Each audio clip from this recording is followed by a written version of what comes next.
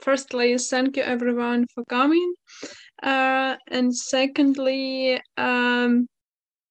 let me just firstly introduce shortly who will be with us today.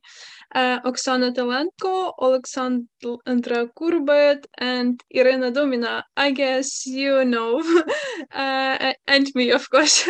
Yeah, I guess you know these girls, and we prepared for you some materials, some presentation, and this time we will go deeply, like about Russia's Ukrainians relationship, about occupation of Crimea, about some Crimean activist, about deportation, and we also will talk shortly about how technology connected with this war.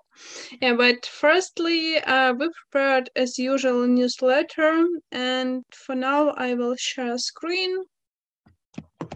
All right, before you continue, Danka, I just Yeah. want to remind people, because we have quite a few first-timers here, that we do our best, everybody, we do our best to be upbeat and positive.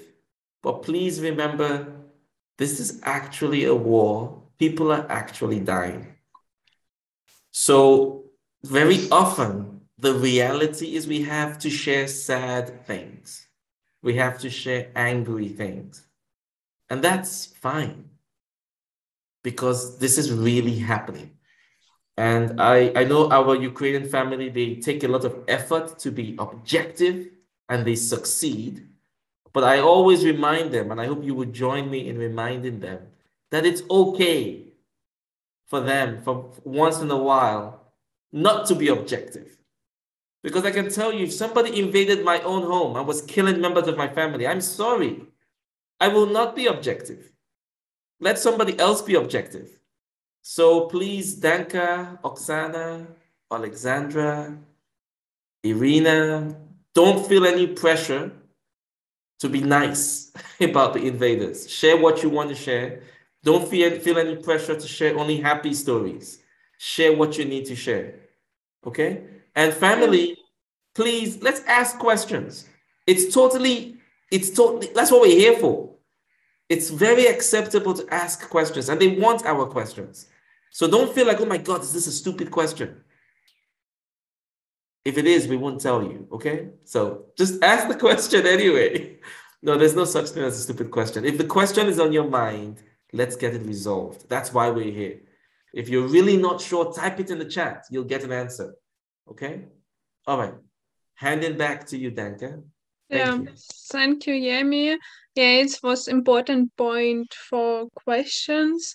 I think today we will have so many things which should be discussed, and we can go deeply our after our presentation. So, why it doesn't work? Okay. Let's go to newsletter. It's like very short newsletter, and we combine some important news both from Ukraine and at the global level. And like one of the latest, it's the things that Russia's counselor to the United Nations in Geneva has resigned, and him name sorry, his name is Boris Bondarev, and he said that never have I been so ashamed of my country. Like he mean Russia. Yeah, that's why he was resigned. And like for me, short comment from me that it's like when even Russians recognize that at global level that it's like a crime against Ukraine. Another thing, it's news about Kalush Orchestra charity initiative. I guess if you was in previous in previous sessions, you already know that Ukrainian band Kalush Orchestra won the European Eurovision Song Competition. And the thing is that on May 29th, they with Serhiy Pradula Charity Foundation, they sold the European trophy, which you can see on picture, and that why and as a result they raised $900,000 for Ukraine armored forces, and also the soloist frontman Oleg Psyuk. He also sold his icon big bucket hat. You also can see it in photo. Another news, it's quite terrible. It's concerning French journalist Frederic Leclerc.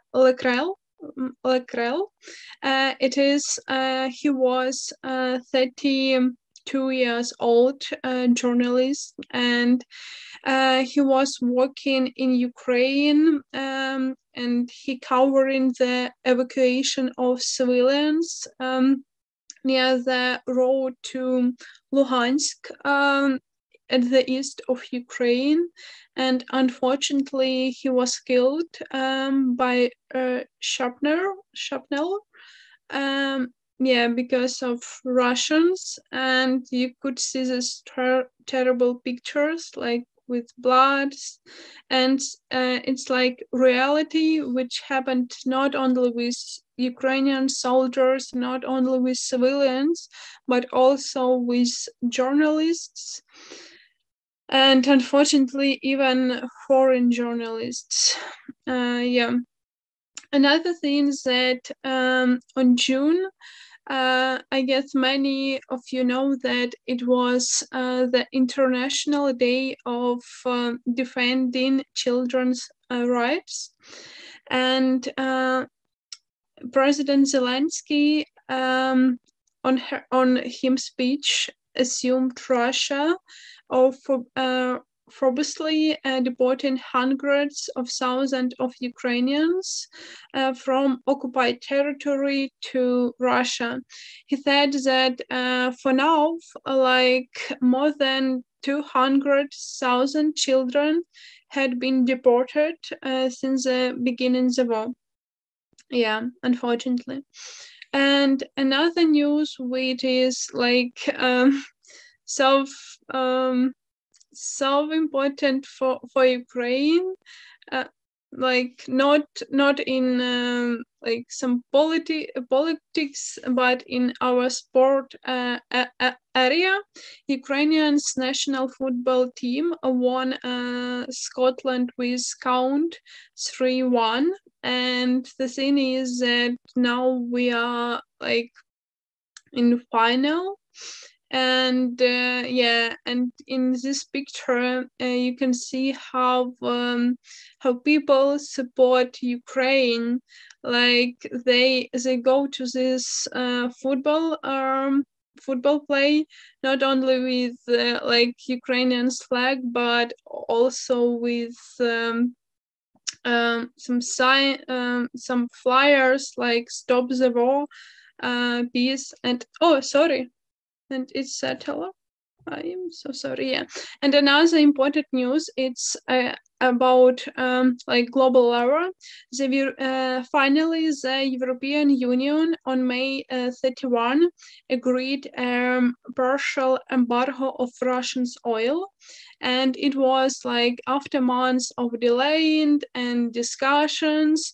For us Ukrainians, it's so important, because it's a kind of loyalty from European Union for us. But however,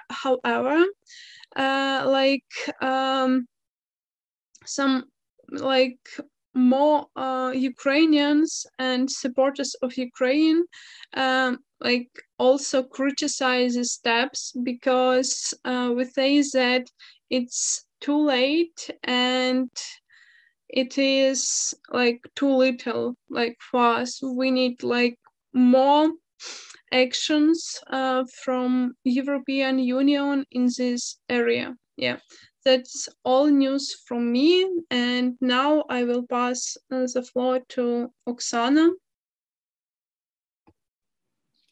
Hello. And yeah. Thank you very much for coming. It really means a lot. Today, I would like to reflect a bit with you about the events that took place before February 2022. Hope that we will be able to build together a comprehensive picture of Russian-Ukraine relations during the last 8 years, and also possible reasons of Russian full-scale invasion.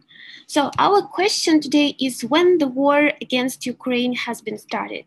If you look for this information on the internet, you will find a lot of articles devoted to the beginning of Russian aggression in Ukraine in 2014. Most of these articles suggest that the starting point of the so-called crisis was the revolution of dignity in November 2013, February 2014 in Ukraine. So I want to give you a brief overview of the events that took place in those times so you can arrive to your own conclusion on whether it could be considered as the reason of the war. By the way, that winter I was present in Kyiv and I actively participated in the protests. So I know about those events, not just from the news, but I actually witnessed them. So coming back to those times, it is worth to mention the political situation in Ukraine. Viktor Yanukovych, you can see his pictures in the left side, the former president of Ukraine, or a fugitive president, as we call him now, was elected in 2012.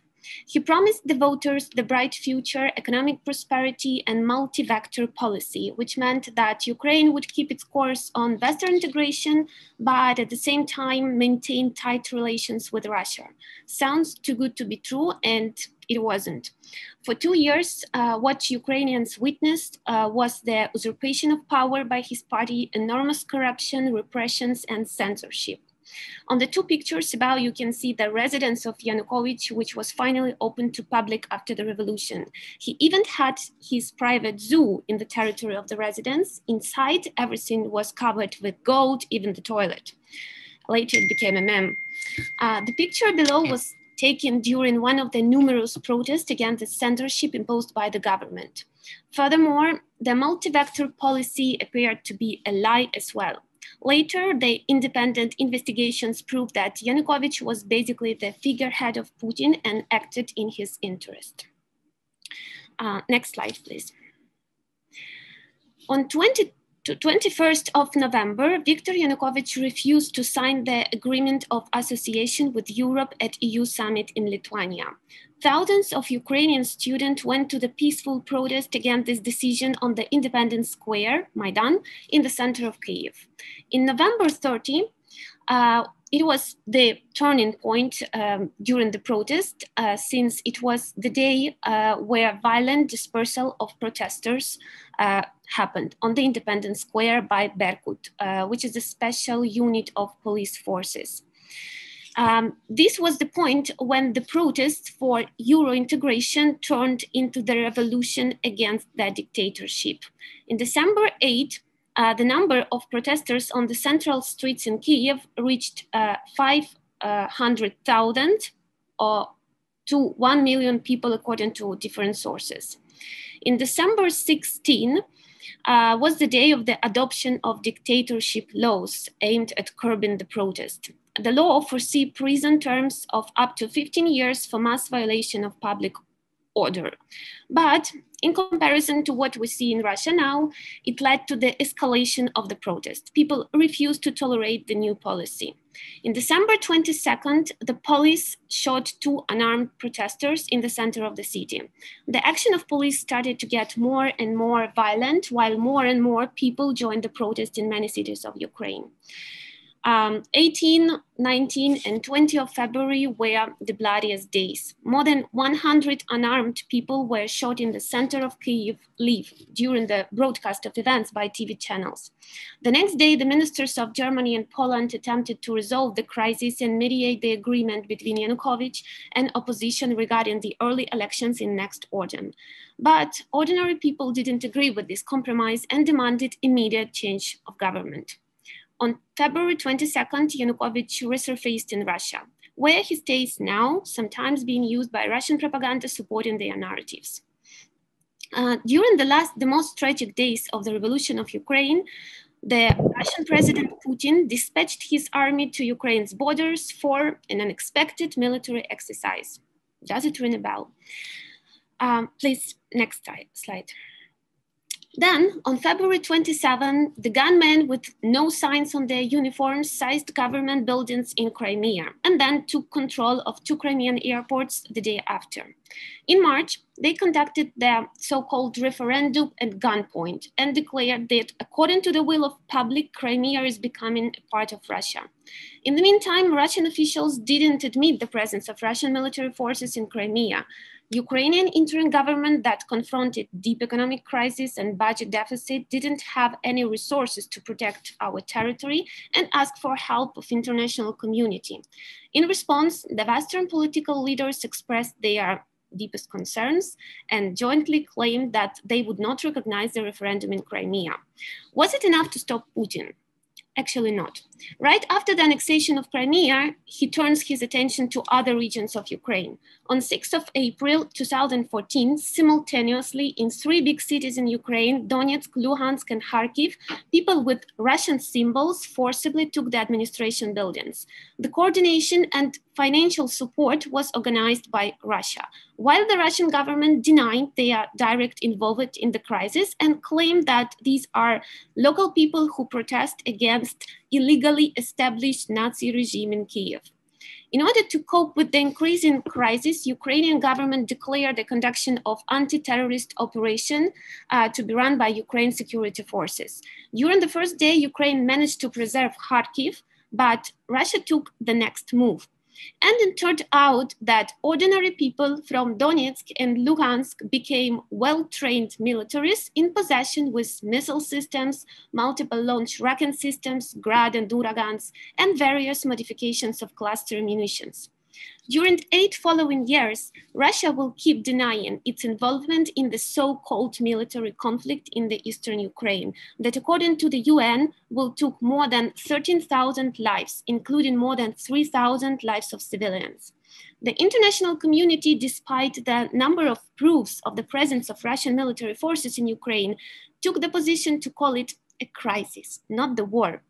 They kept having business with Russia, kept declaring their deepest concerns, kept trying to negotiate with Russia in order to reach a ceasefire, and kept repeating that it is important to not provoke Russia and to find a compromise solution. Again, did it work? As we know, it didn't. In 8 years, Putin moved further. The world got terrified with the tragedies in Bucha, Hostomel, and Irpin, and Mariupol, while for many Ukrainians, this was not something new. During 8 years of the war, we used to see the news about tortured and killed Ukrainians every day. Now I'm giving the floor to my colleague Irina. She's from Crimea and she will present the short essence of numerous violations of human rights in the occupied Crimea. Thank you.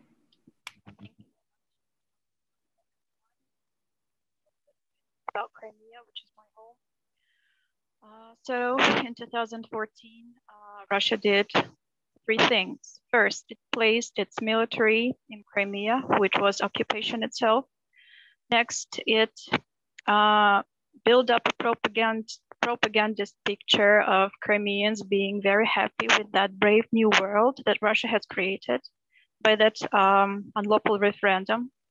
And third, Russia started to build a big military base on the territory of Crimea, the results of which can be seen now because a lot of missiles go from the territory of occupied Crimea onto the mainland Ukraine. And also, Russia started fighting with everyone who was opposing the regime and who were pro-Ukrainian activists. And it's very hard to speak about it when this actually happened to your friends, to friends of your friends, or even touched you in some way or another. So the next slide, please. So what has been happening in Crimea since 2014 and up to now? There is no education for children in Ukrainian or Crimean Tatar language.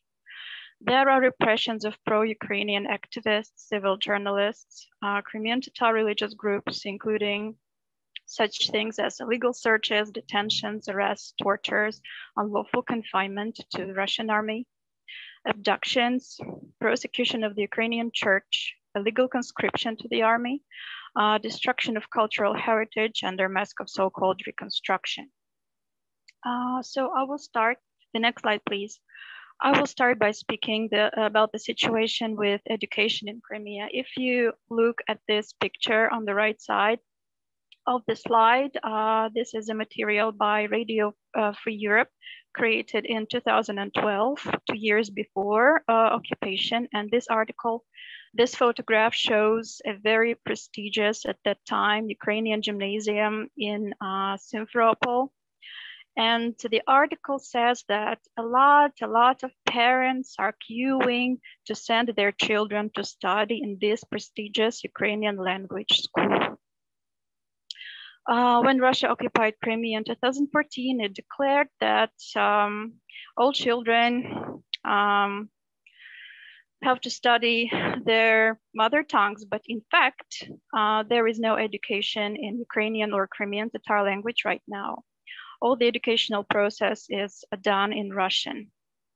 Crimean officials, though, claim that there is one school in Crimea that provides education in Ukrainian, but according to the Almenda Social Educational Center in Ukraine, who conducts research on education, de facto, that school in Feodosia does not teach children in Ukrainian or Crimean Tatar, it uses Russian only. So where is that right for children to study in their mother tongue? There is none in Crimea right now. The next slide, please.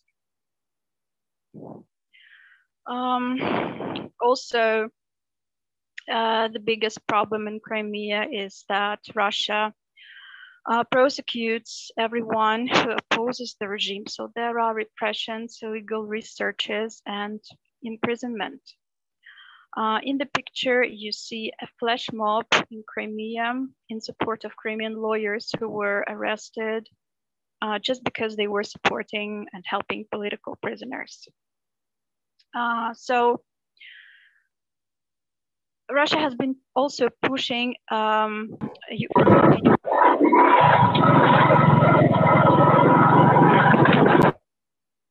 with the regime.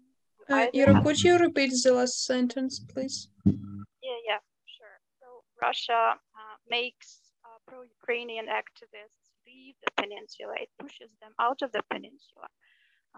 So if you disagree with the regime, you either have to leave to pack your things and just flee, or you will be arrested. The next slide, please.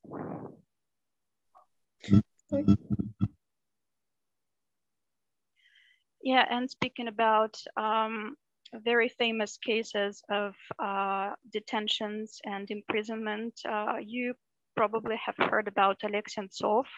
He's a famous Ukrainian filmmaker, and he was actually arrested and falsely accused and put in jail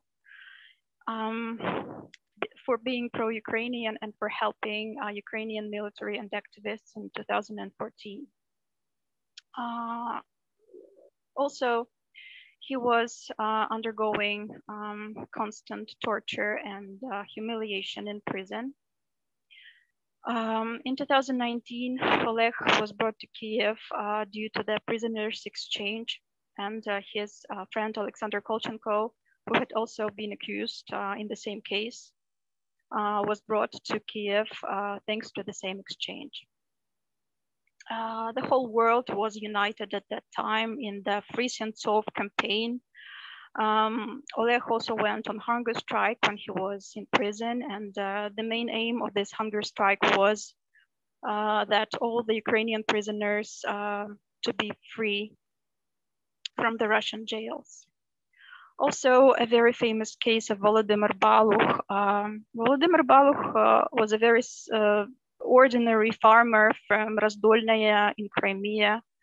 What he did was he simply put a Ukrainian flag on the roof of his house, and he also put a plate saying Heavenly 100th Street on his facade wall in 2016.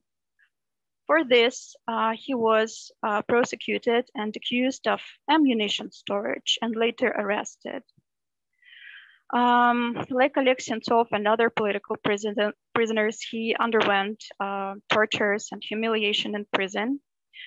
And also he was brought back to mainland Ukraine in 2019, thanks to that prisoners exchange. And now, like Oleg Sentsov, he is defending Ukraine in the Ukrainian army. The next slide, please. Another case out of many happening in Crimea is connected with the persecution of journalists, civil journalists in particular. The picture you see on the left is of Vladislav Yasipenko. He is a freelance journalist who worked in Crimea, preparing materials and telling the truth about what was going on the occupied peninsula. But in 2021, he was arrested by Russian FSB and falsely accused of storage of explosives.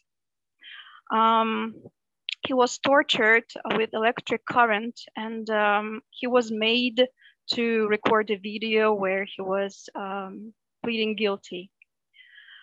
And now he's still in prison, and the whole world is speaking about this fact. And on the right, this photograph, this collage shows Akhtem brothers, Asan and Aziz. They are Crimean Tatar activists. They were arrested in 2021 and they underwent tortures by FSB. And in the middle, there is Nariman Jalal. He is a very famous Crimean Tatar activist and a very respected person because he is an intellectual, he is a journalist and an activist. He was also arrested. And like the Akhtem brothers, he was falsely accused of sabotage or storage of explosives. Now they are all political prisoners and are kept in detention center in Simferopol, Crimea. And what is the true reason for their detention? It's that they are pro-Ukrainian and they supported Ukraine in its attempts to deoccupy the peninsula. As I have already said, almost all political prisoners or those who are detained by Russian FSB undergo tortures. And now I'm going to read some quotes by prisoners or by their relatives. So for instance, a quote by Nariman Ametov, an activist detained by FSB. He, FSB officer, hit me for the third time and my brain just floated. I lost control. I shouted, "Stop it, I'll do the polygraph." He said, "Now I will decide," and continued hitting. I thought I would never get out alive from there. And also I will read a quote by daughter of Oleg Prihodko, another Crimean activist, a pro-Ukrainian activist who is imprisoned in Russia right now. They were in prison somewhere between Rostov-on-Don and Novgorod. My father was tortured with electric current for 3 days. They poured water on his arms and shackled him for no reason. He was made to admit doing what he had not done. And you surely fought in war zones, and they offered to choose in which ones. You know, he said, I'm silently killed here, They will just dig me in here, and my corpse will never be given out. And there is also a quote by Asan Khtem, whom I have already told you about. He also shared his experience of being tortured by electric current, beaten, and even he was FSB were acting as if they were going to shoot him. And they said, if you try to run away, we will shoot you and we will tell that you were trying to escape. And these are just quite a few cases of what's going on in Crimea. The next slide, please.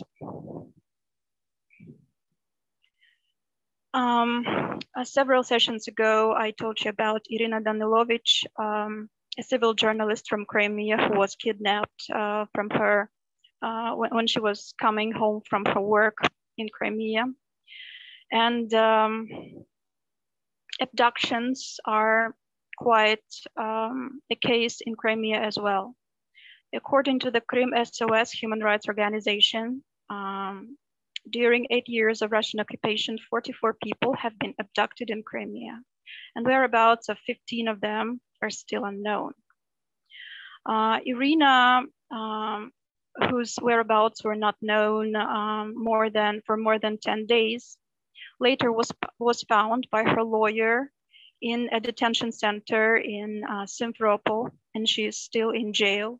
She is accused of she is falsely accused of storage of explosives, but of course we understand that the true reason for her detention was her journalist work. The person you can see in the photo is Ervin Ibrahimov. He is a Crimean Tatar activist and official representative of Crimean Tatar, a Crimean Tatar branch of power, which worked in Ukraine before 2014. He was kidnapped in 2014 and his whereabouts remain unknown up to this day. The next slide, please. What else is going on is prosecution of Ukrainian church in Crimea. The person you can see in the picture is Metropolitan Clement of Crimean Ukrainian Church. He's a very brave person because all these years he has been fighting with Russian FSB and Russian police for the right of Crimeans to go to Ukrainian church. So what Ukrainian church has experienced so far is detentions and false accusations of Metropolitan Clement. Attempts of raider seizure of Ukrainian church building in Simferopol. This building, part of this building you can see in the photo. And of course, reduction in number of churches serving in the Ukrainian language. Because as you know, with the example of schools in Crimea, Russia thinks that only Russian language must work in Crimea. The next slide, please.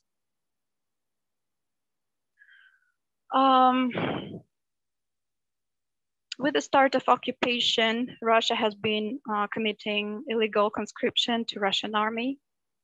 According to research conducted by a Crimean human rights group, at least 25,000 men from Crimea were conscripted to the Russian armed forces since 2014. Those who do not express the desire to serve in the Ukrainian army undergo criminal proceedings. And also another thing that is really painful is the involvement of children into the militarization process.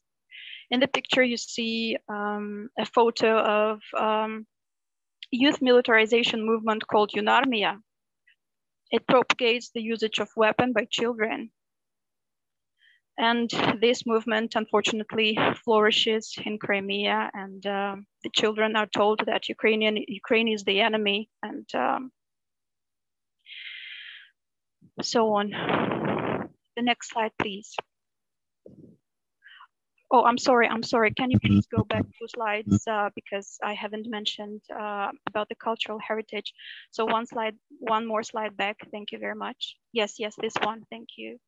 So I will also tell you what is going on with cultural heritage in Crimea. The peninsula is a beautiful place, and it preserves not only great nature, but also historical monuments, beautiful buildings, and so on. According to human rights organizations, about 114 cultural monuments in Crimea were damaged, destroyed, or replaced by Russia.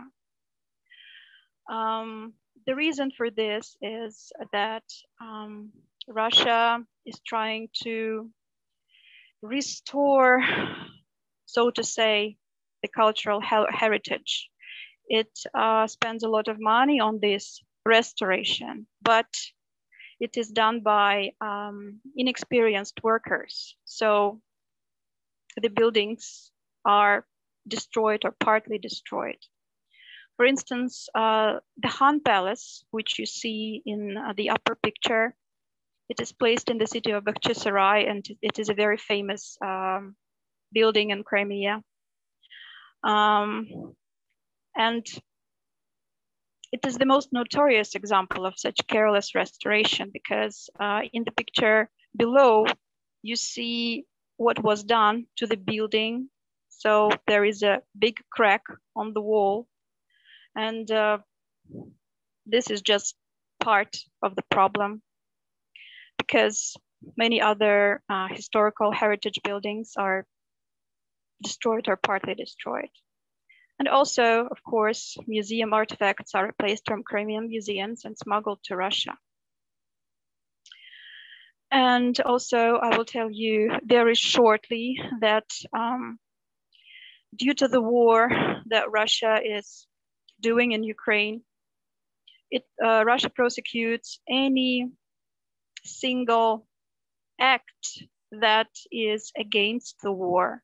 It prosecutes people who oppose the war and who comment in social media against the war, who post photos or write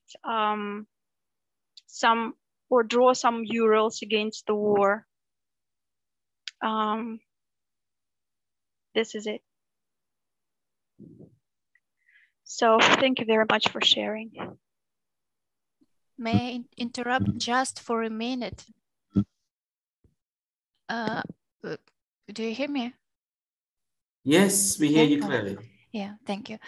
I would like to answer one important question that I saw on the chat. While Irina told us about Volodymyr Baluch and that he was arrested for putting a plate Heavenly 100th Street on a facade wall, Mamfumo asked, may someone help me understand the meaning behind Heavenly 100th Street?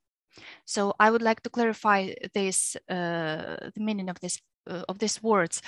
Heavenly 100, it is the name that we gave to those heroes who were killed during the Revolution of Dignity on Maidan Nезалежності. And so this name, Heavenly 100, it is the name of these people, these brave men who were killed. And as I told you before in previous events, that there were people who had only shields made from wood, and that was the only protection from snipers' bullets. And this is the name. So that was truly Ukrainian heroes, and Volodymyr Baluch was arrested for using this name. And many streets in Ukraine, they have this name of Heavenly 100.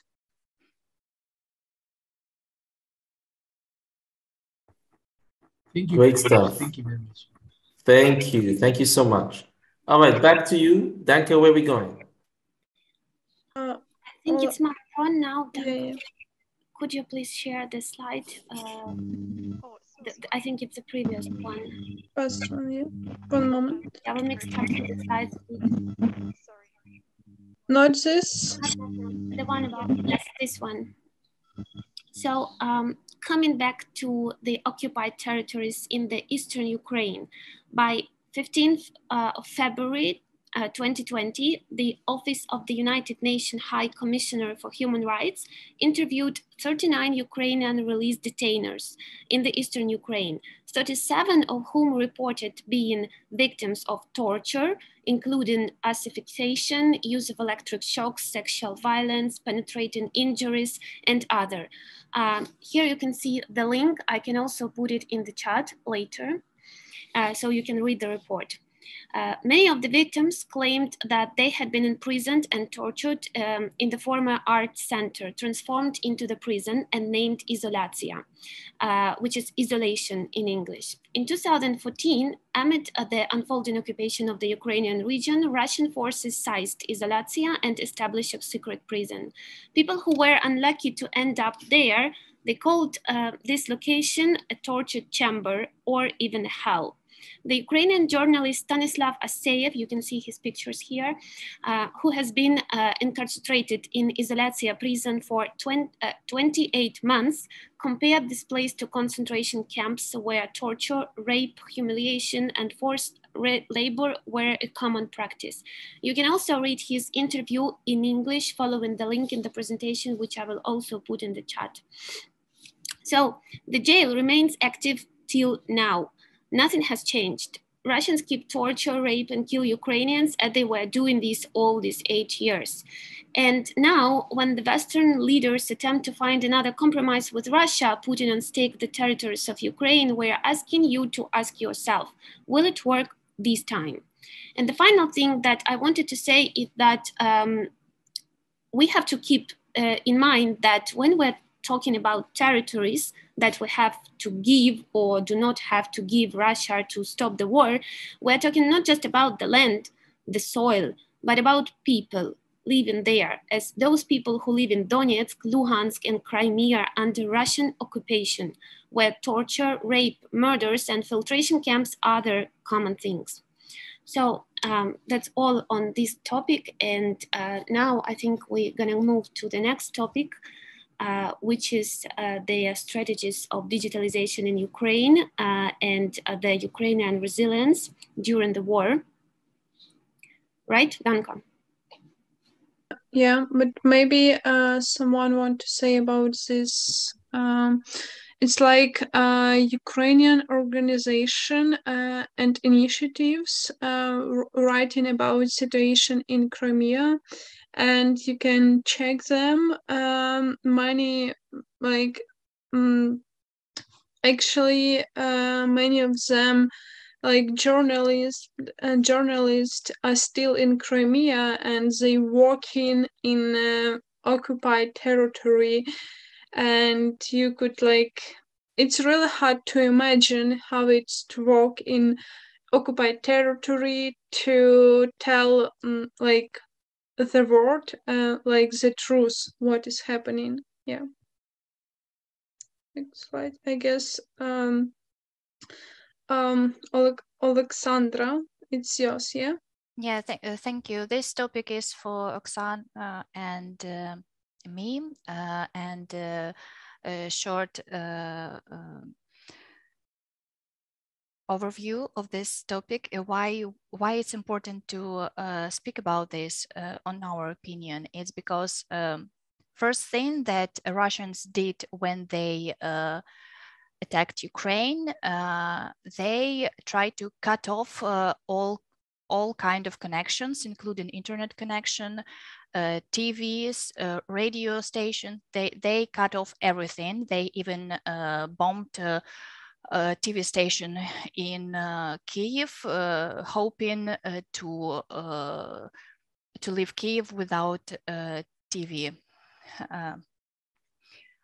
And that's why it's important to raise this topic. And I want to give the floor to Oksana, and she will tell how Ukraine was preparing, not preparing, but how Ukraine was building digital resilience and processes that were started a few years ago.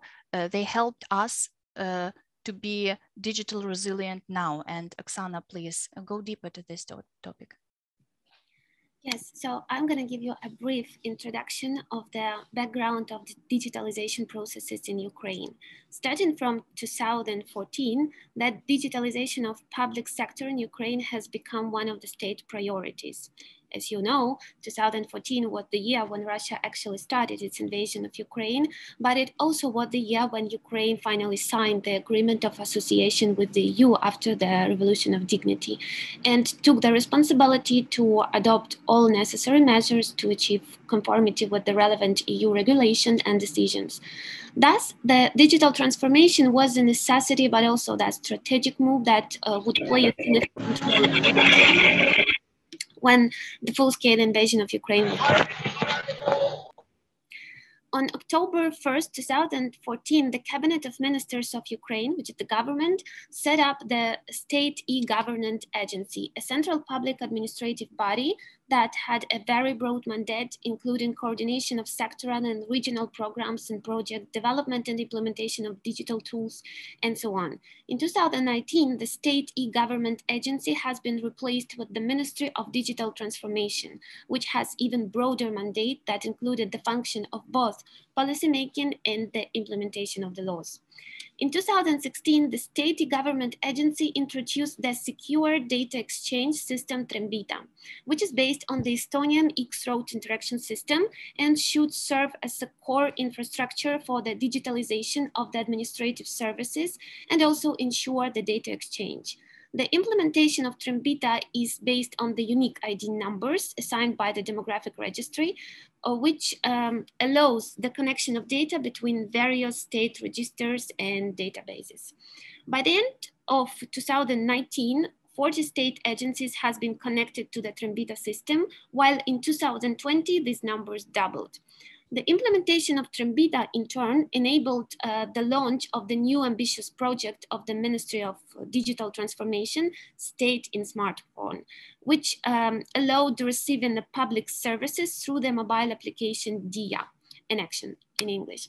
The State in Smartphone included the number of projects, including digital education that was launched on January 2020 and included free online courses for teachers, parents, and also the list of online platforms for online education. By the way, this was something that ensured the relative resilience of the state in the field of education during the pandemic, but also now during the war. Also, DIA Business. It was launched on February 2020 as an information platform and online assistance services for businesses, including the templates for launching the businesses, a list of necessary legal documents, and the real cases. Also, one can register as private entrepreneur online through this platform. eMalatko was launched on January 2020 and aimed at digitalization of all public services related to the childbirth, including the registration of the newborn, acquisition of the tax code, and so on. Also through DIA, it is possible to receive in a couple of minutes the extraction of a number of state registers, including the register of single taxpayers, the register of immovable property, and so on. In April 2021, the Parliament of Ukraine adopted the law according to which the electronic passport in DIA application should have the same legal validity as the paper or plastic document. According to the Minister of Digital Transformation, Mikhailo Fedorov, Ukraine was the first country in the world that had fully legalized digital passport in smartphones. All these developments play a significant role now during the full-scale Russian invasion of Ukraine. Thanks to the data exchange system Trembita and DIA application, the Ministry of Digital Transformation managed to launch in very short terms a number of vitally important services, as well as to maintain some of those administrative services already in place. Among the new services, we can highlight the following. The first is the report damage of destruction of your property as a result of military aggression by the Russian Federation via DIA app. So Ukrainian citizens can report damage or destruction of their property just through DIA application, and it takes no more than 5 minutes. This is an important procedure for receiving the compensation for damages after the war is over. Another thing is the easy donation to support Ukrainian military forces, again, via DIA app. So every Ukrainian citizen can donate to one of the biggest Ukrainian foundations, Save Life in UAE, in one click through DIA app. Another thing is chatbot e-Vorog, which is another way to help our military forces, available to even for those citizens who are registered in DIA application. So if you see the Russian equipment or invaders, then just send the exact geolocation of their location, as well as photos and videos. And this data is going to be transferred to armed forces of Ukraine. Another thing is the interactive map of checkpoints. During the war, the checkpoints between different regions, cities near the strategic location are the necessity. Using the map, citizens can easily find the nearest to their current location, so to plan their trip. Then the e-map, the interactive map of air alerts. It was launched with the support of the Ministry of Digital Transformation, and it allows everyone to see the situation with the air alarms in every region in a live regime. All these digital initiatives not only contribute to maintaining the relative order in the society during the war, but they literally save lives. And now I'm giving the floor to Alexandra, who will give you a little bit more information about other developments. Yeah, thank you. And Danka, please just go back to the previous slide just for a few seconds. I want to add something to EMAP. At the place where I am now, for 2 days, we have, you know, this rain and thunder and lightnings. And when I hear thunder, first thing that I do, I check EMAP. If it's red, then I start to listen more carefully. Maybe it's sound of explosions. But when I see it's not red, oh, then that must be thunder. So it's pretty helpful. And this picture on the slide, it's truly, this is a screenshot from my phone. So it's how this app looks like. So Danka, please go to the next slide. Next step of this topic is about international support in digitalization, and we want to share information about Starlink. If you remember, on previous meeting, I told you about Elon Musk, that he is amazing man, but first of all, what is the Starlink? Starlink is a satellite internet constellation operated by SpaceX. So basically, when you have the Danka, please show this Starlink, this plate. Yeah, when you have this thing, it means that you don't need nothing more to have internet connection, because it comes from satellite, and you don't even need to know to be engineer to make it, because the instruction is 3 pictures, and you just keep these things together and you have the Starlink. It's easy, but it's very important. And when a full-scale invasion started, our Minister of Digital Transformation, Mikhailo Fedorev, he put this message on Twitter that you see in the middle of the slide. This is a historical Twitter. He wrote to Elon Musk. He wrote, "Elon Musk, while you try to colonize Mars, Russia tried to occupy Ukraine. While your rockets successfully land from space, Russian rockets attack Ukrainian civil people. We ask you to provide Ukraine with Starlink stations and to address sane Russians to stand." He put it on Twitter on 26th of February. And the next day, Elon Musk answered or replied, Starlink service is now active in Ukraine, more terminals en route.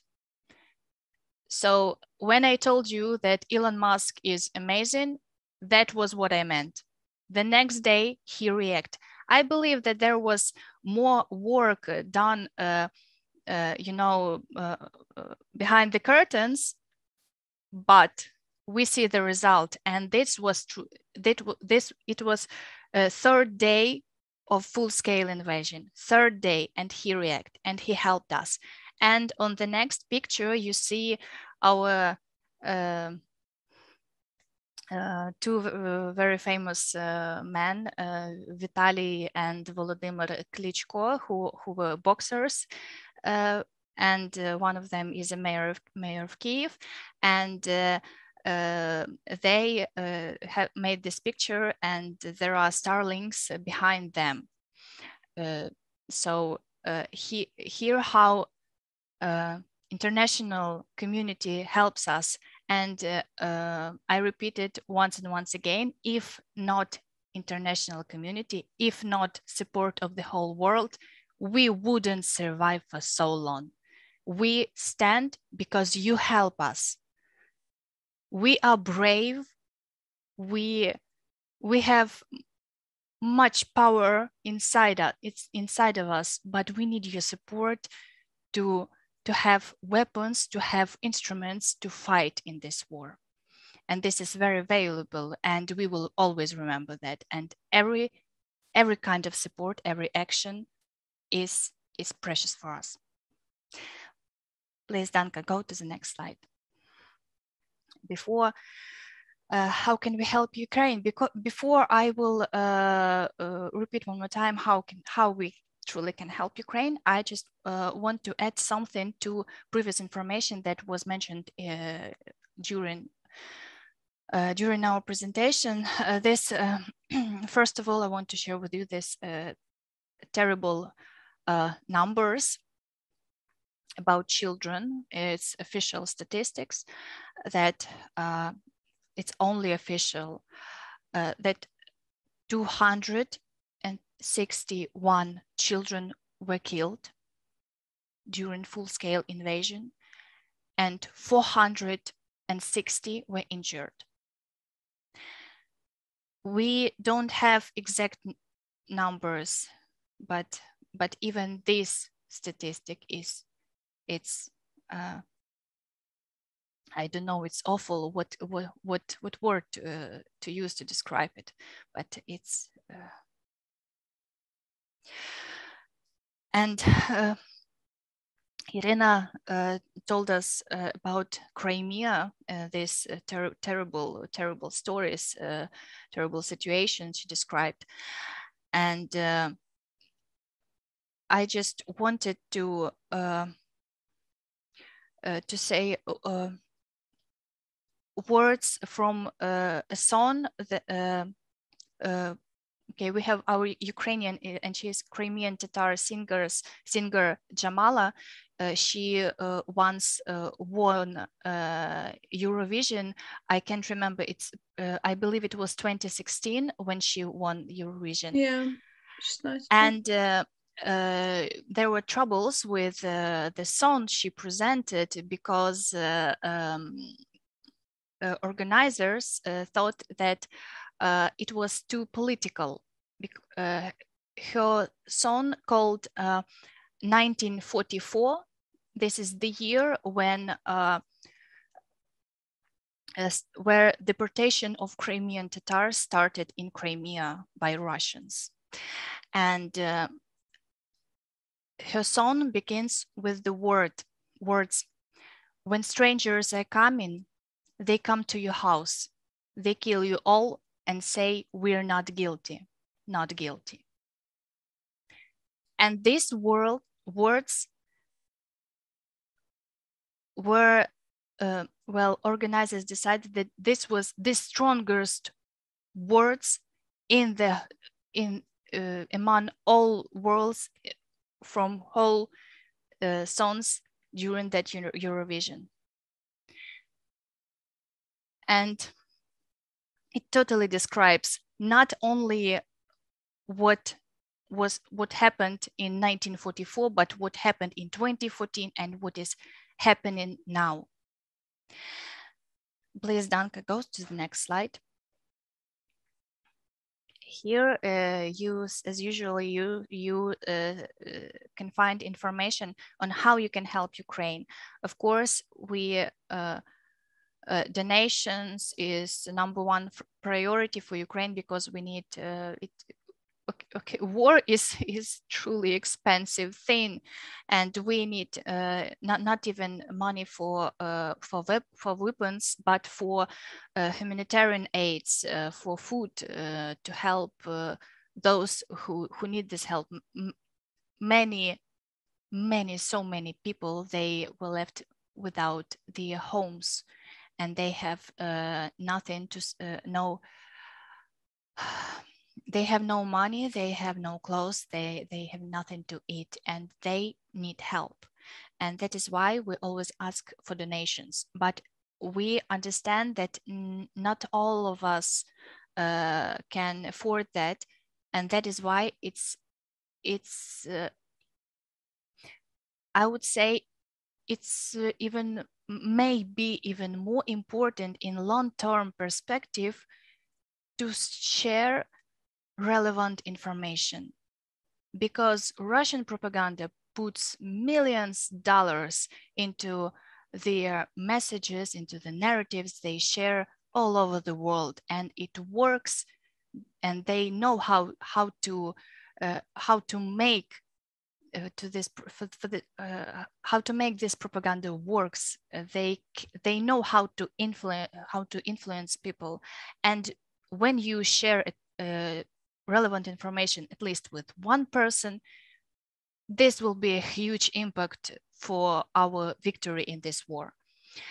Of course, we ask you to boycott Russia goods, to even to boycott those companies who are still working in Russia because they support Russian terrorism, to join rallies, to email your politicians, to sign petitions, and not be silent.